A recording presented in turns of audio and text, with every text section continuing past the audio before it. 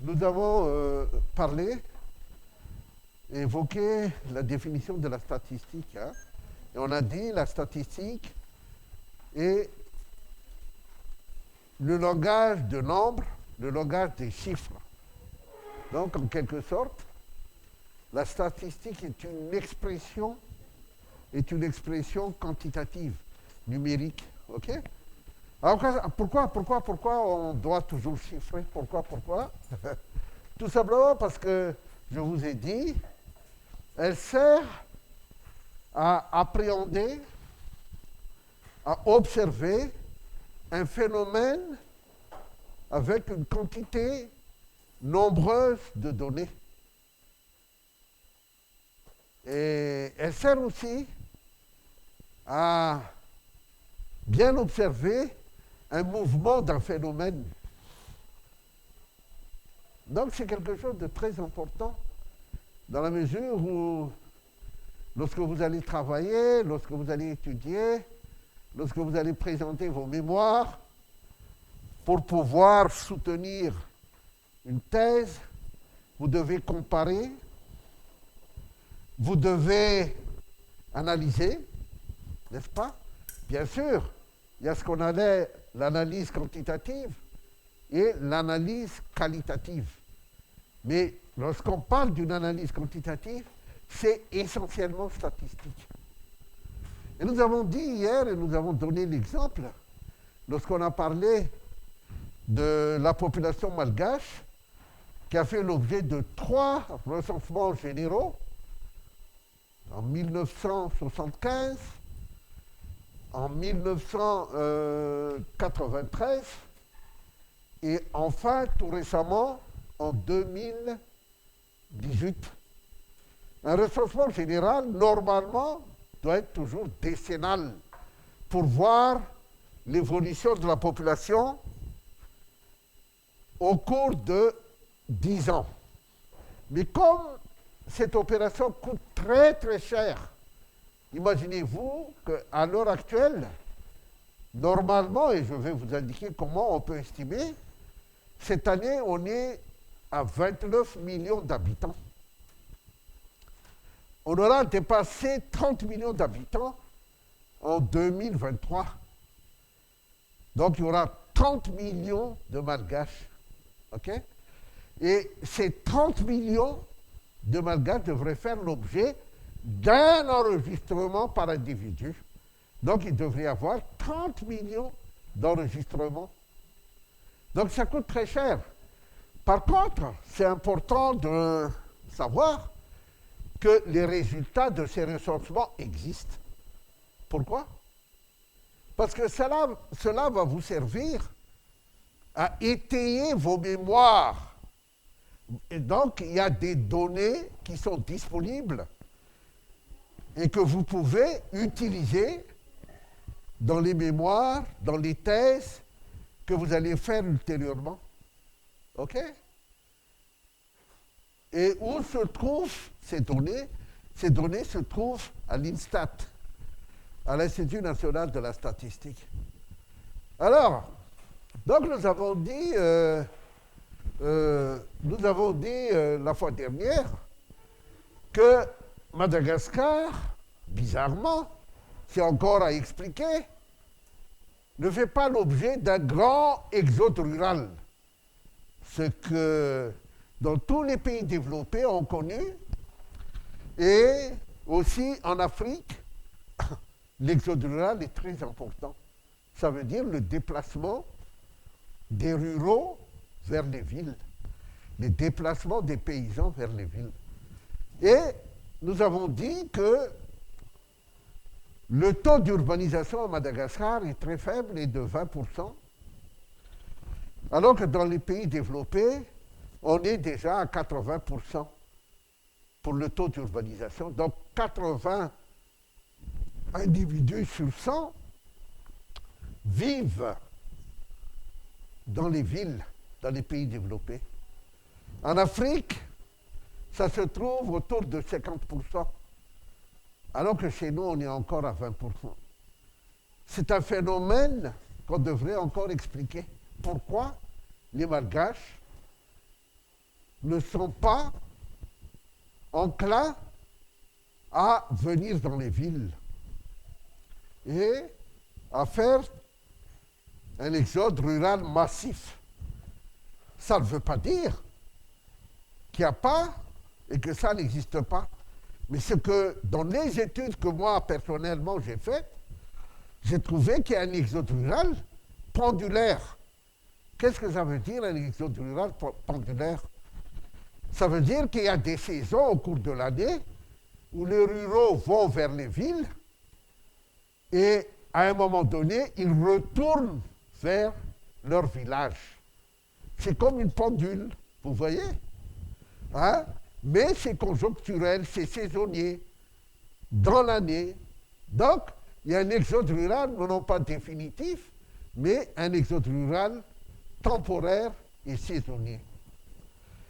Enfin, nous devons donc conclure que Madagascar est essentiellement rural et que l'économie malgache est prédominée par l'agriculture.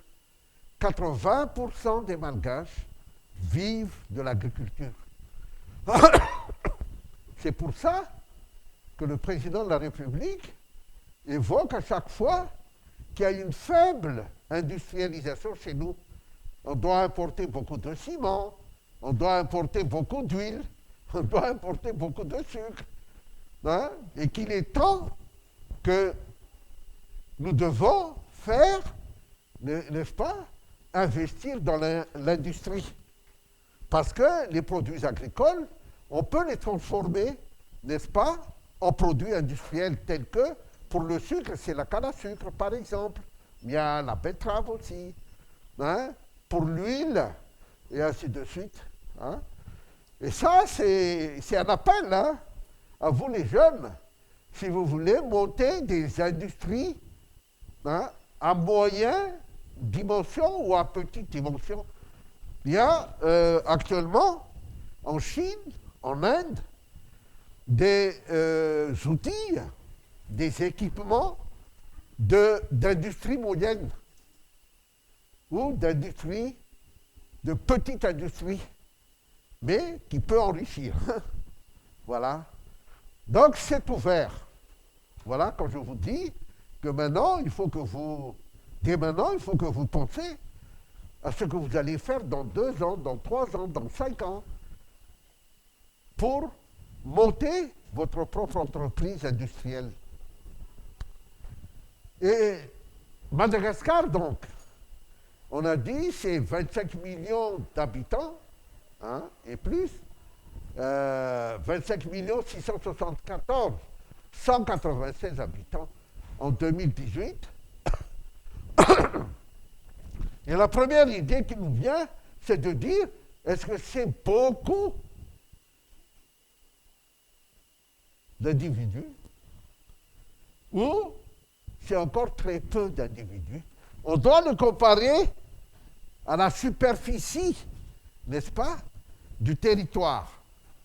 Et comme c'est indiqué, la superficie du territoire national est de 587 041 km². On a donc une densité démographique de 43 habitants par km². C'est faible ou c'est élevé? Pardon? Alors on peut dire c'est élevé par rapport à quoi?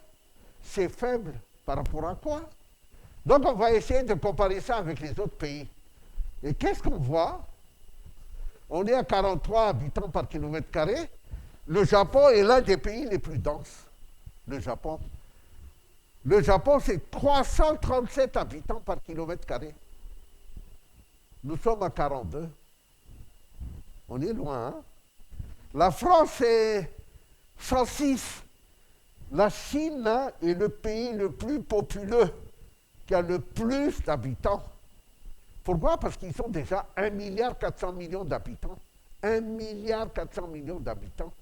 Et nous, on n'est qu'à 30 millions d'habitants. Vous voyez la différence, hein? Voilà. Et les Chinois, ils sont à 268 habitants par kilomètre carré. OK? Alors que nous, on est à 42. Malgré les 1,4 milliard d'habitants des Chinois, ils ne dépassent pas la densité du Japon. La France n'est qu'à 106. Et là, on retrouve un peu nos pays africains de référence, qui est le Cameroun, 50 habitants par kilomètre carré. Donc, on se retrouve un peu au niveau du Cameroun. OK? On est le Maroc, 74, Sénégal, 88. Le Mali, c'est plus faible que le nôtre, à cause du Sahel. Parce qu'au Mali, hein, il y a le désert. Et dans le désert, il n'y a pas beaucoup d'habitants. Ce qui fait que la densité par habitant est faible. Donc la statistique sert à faire une comparaison. OK? Donc il faut savoir, lorsque vous étudiez une population d'un territoire, on peut même calculer la densité par région. On peut même calculer la densité de la ville d'Antananarive.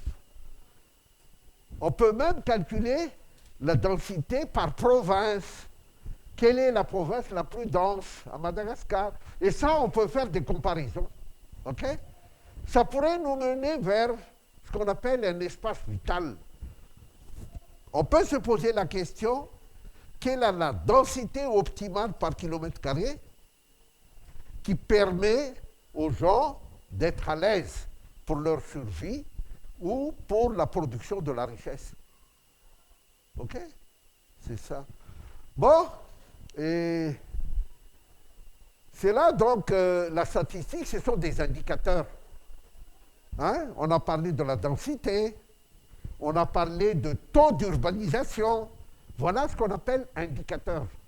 Donc vous devez parfois même inventer des indicateurs de vous-même, hein, en faisant des rapports. Hein. Maintenant, comment se répartit la population à travers les provinces? Parce qu'il y a plusieurs provinces. À Madagascar, il y a 6 provinces. Ben, on voit que la province la plus populeuse, c'est la province d'Antananarive. 28% des Malgaches vivent dans la province d'Antananarive. Hein? Après, il y a la province de Fenarazu, 20%. La province de Fenarazu et la province d'Antananarive sont fait une somme, c'est presque la moitié de la population malgache. OK? Et le poids démographique le plus faible, c'est la province de Dego, dans Tsranan. On est à 7% qui se trouve à Dego. Voilà. Donc, vous voyez, vous pouvez aussi illustrer vos chiffres par des graphes. Et quand on regarde ce qui est ici, vous pouvez voir directement, hein, avec le graphe, ça ce qu'on appelle le graphe en bâtonnet. Un graphe en bâtonnet. Donc, d'un seul coup d'œil, vous pouvez comparer le poids démographique par province. Donc, on a parlé d'indicateurs, le taux d'urbanisation, la densité. Et là aussi, on peut faire parler des graphes en statistique pour décrire, n'est-ce pas, un ensemble nombreux. OK? Et pour avoir une bonne idée, une bonne vision. Donc, n'hésitez pas, lorsque vous faites le mémoire, les recherches, de calculer des indicateurs et de donner des illustrations graphiques. Parce que le graphique est parlant. OK? Maintenant, une population, je vous ai dit, est un ensemble nombreux. Et là, on prend la photographie d'une population. Ça veut dire, cette population-là, à un instant donné, on l'a photographiée. OK? Donc là, à un instant T0, un instant T0, n'est-ce pas? Cette population a des caractéristiques. Je vous ai parlé qu'on peut décrire un ensemble nombreux par la statistique, par les chiffres. Alors qu'on voit la population, c'est quoi qui vient tout de suite à l'idée? Combien y a-t-il de femmes? Combien y a-t-il d'hommes? Voilà deux distinctions déjà dans une population. Donc, vous avez ici la population de Madagascar en 2018, n'est-ce pas?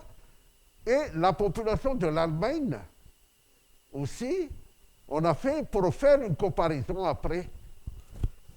Et après, lorsque vous voyez une population, vous regardez l'âge. OK? Combien d'individus qui sont des enfants? Combien des adultes?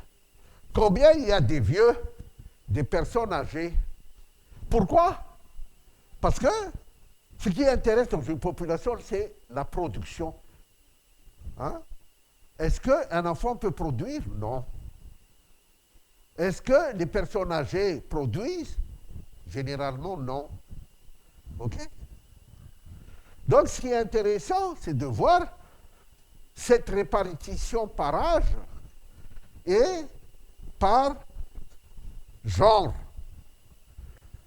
Alors, il y a le genre masculin et puis le genre féminin. Pourquoi aussi c'est intéressant de distinguer le genre? Pourquoi? Parce qu'il est aussi intéressant de connaître combien y a-t-il de femmes en âge de procréer.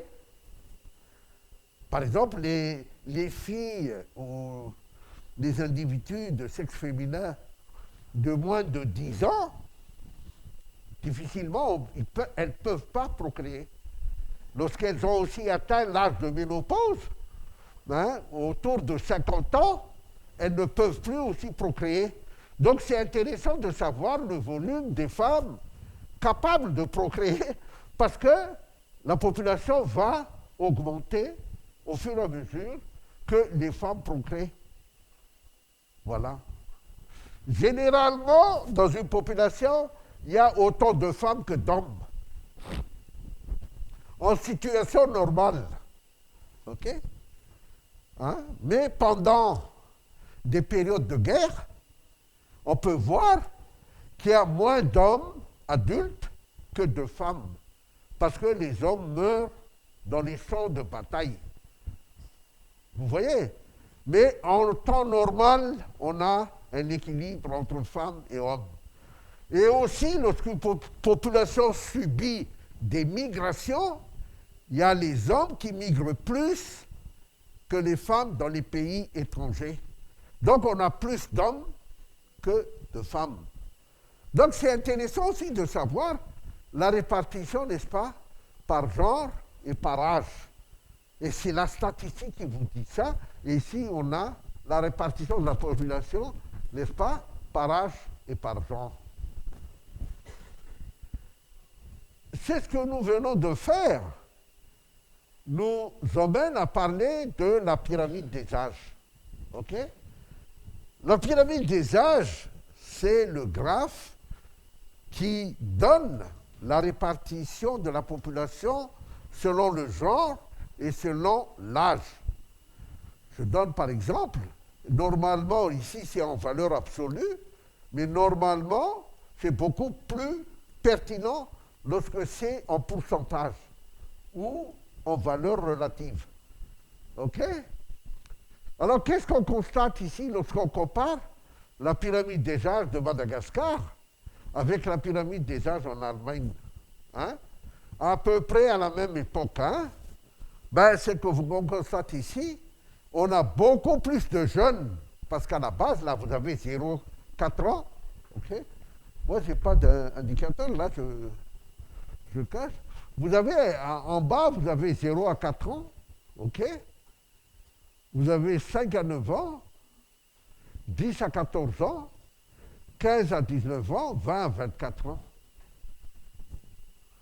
OK?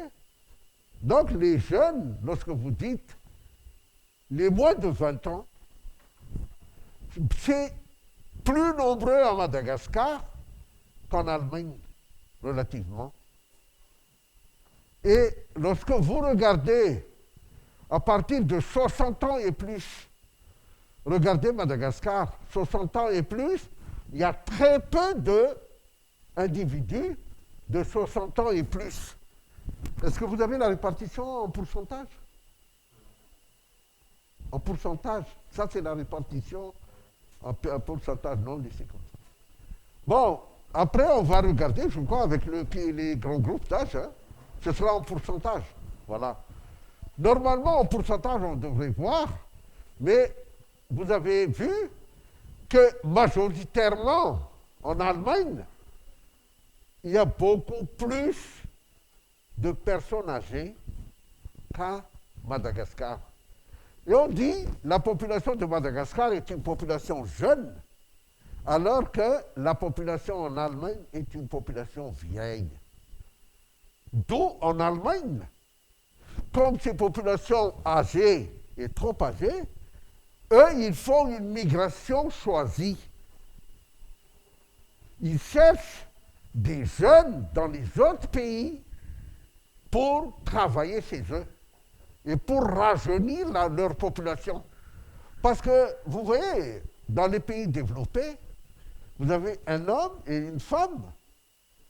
Généralement, il faut qu'un enfant. Ça veut dire que 2 personnes sont remplacées par une personne. À la religion.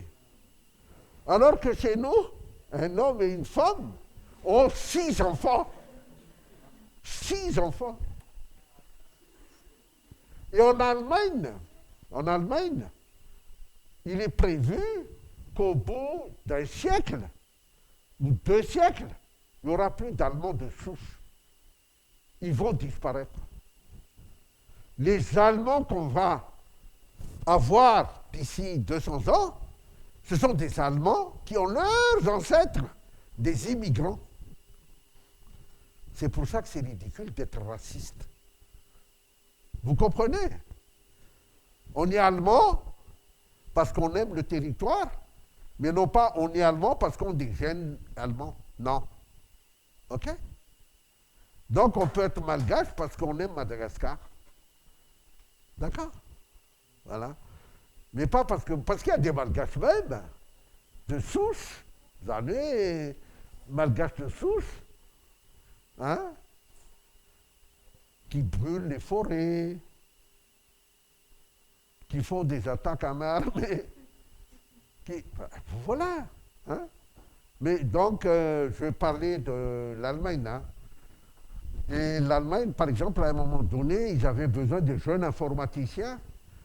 Et on demandait à ces jeunes informaticiens, mais bien des diplômés, tout ça, qu'on leur donne directement hein, des BMW, quelle est la couleur qu'ils veulent, quelle est la marque, avec des salaires énormes. Hein. Le Canada, c'est la même chose. Donc ces pays développés sont actuellement confrontés au vieillissement de la population. Et de plus en plus, ces populations âgées deviennent une charge importante parce qu'il faut les entretenir alors qu'ils ne produisent plus. OK? Donc nous, à Madagascar, on a vraiment une population jeune. On a de la chance, mais il faut aider cette population jeune dans l'éducation pour qu'elle soit bien éduquée hein, et leur donner des moyens pour pouvoir produire. Est-ce que vous n'êtes pas d'accord avec moi? Et moi, je trouve que c'est là la clé du développement de Madagascar. Donner une bonne éducation, une bonne formation. Et c'est comme ça que la Chine est devenue développée. Ils ont vraiment mis beaucoup d'argent dans l'éducation des jeunes. Et c'est pour ça qu'on a créé les CHUM. Pour que vous, qui venez à l'ESUM, vous soyez vraiment, vous avez tous les outils pertinents et efficaces pour pouvoir demain produire pour votre pays, pour votre famille et pour vous-même. Donc, il est important pour la statistique, quand vous faites la statistique, de voir le discernement et de faire des comparaisons. Hein? Lorsque vous avez cette pyramide déjà à Madagascar, il faut donc une politique bien définie pour la jeunesse. Ben, il y a le sport, il y a la formation universitaire, il y a l'éducation. Et puis, aider aussi les jeunes à avoir des outils pour pouvoir produire. Voilà la description généralement d'un univers statique lorsqu'on prend en photographie. Donc demain, on parlera de mouvement de la population. Okay? Comment la population augmente, comment la population se déplace pour l'immigration, hein?